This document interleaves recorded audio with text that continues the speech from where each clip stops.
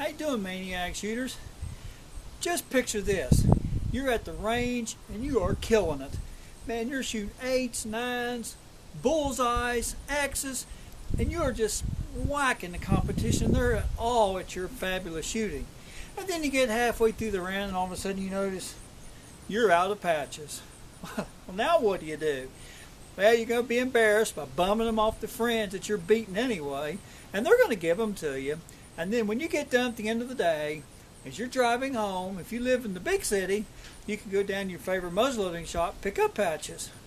But if you're like me and live out here in the middle of nowhere, you have a choice. You can order them over the internet and wait a few days to get them here, or you can make your own patches. And that's what I want to show you how I do. I can make hundreds of patches in very little time and have plenty to shoot. Okay, before we get started, I want to put a little bit of a Miranda warning out, or a disclaimer. This method I'm about to show you works great for me, but the type of shooter I am is I like to shoot out of the pouch.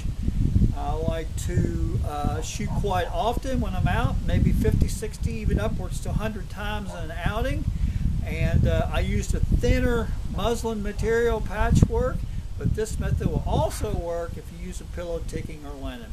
So let me get it all set up, and I'll be more than happy to show you how I cut lots of patches in a short amount of time. Okay, shooters, here's what you need to cut your own patches. This little device here comes from Walmart. It's like $9, $10. It is a razor sharp thing. Cut your fingers easily, but you have to be careful. It's a great tool to cut material with. Common pair of scissors. As many of these medicine jars you're willing to cut patches for. A little bit of vegetable oil, which you can also put mink or bear oil in it. We'll do that. The material, and a couple of dollars worth of old cheap plexiglass I got from Lowe's for $2.50. So, okay, shooters, I shoot a 50 caliber flintlock. So that uses 4.90 balls or 4.80 balls. So I like a patch about 1 3/4 by 1 3/4, a little bit bigger than normal because it makes it easier to load, and I have the less likely for the ball to drop in the bottom of the barrel. So what I'm going to do is not make a rocket science out of it, but just cut the material here about 2 inches out.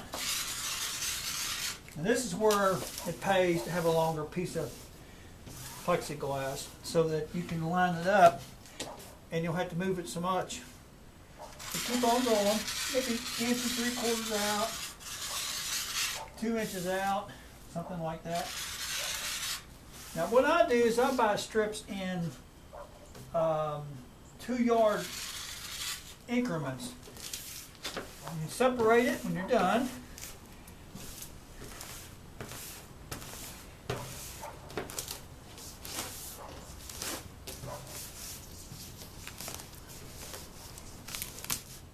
Now once I've done that, line up here, and about every 2 inches, just put a mark here.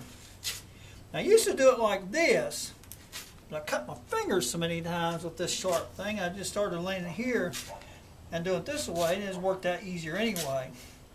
Now I'm not cutting them all the way through, and I'll show you why I do that in just a minute.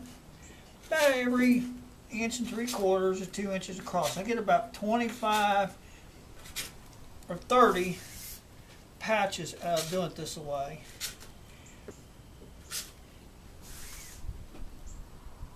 This would probably work well in pillow ticking also in linen, except I'd probably want to make the cuts over a little closer to the edge because they're easier to tear off when you place it in the gun. So there we go. Once I'm done with this part in here, I just roll it up like this, tight as I can get it. If you roll it up tight enough and kind of straight enough,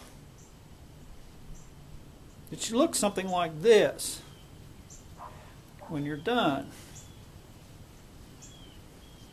And now just take the pair of scissors and cut off all the little strands on the sides here, both sides. That's why I don't care if it's precision cutting when you're cutting them anyway. Stick them down in one of these little medicine jars, and it just fits snug down in there, which works out kind of great. Okay, Then put my little oil in there. I maybe pour an ounce or so in it. And then what I'll do is set it upright in this little thing here with all the rest of the patches. And all these are ready to be shot. Took me a little over an hour, hour and a half to cut all of them. So, there you have it, my friends. Pretty simple. You can cut all kinds of patches in no time at all by using this method here, which should work well in linen, pillow ticking, and definitely with muslin material.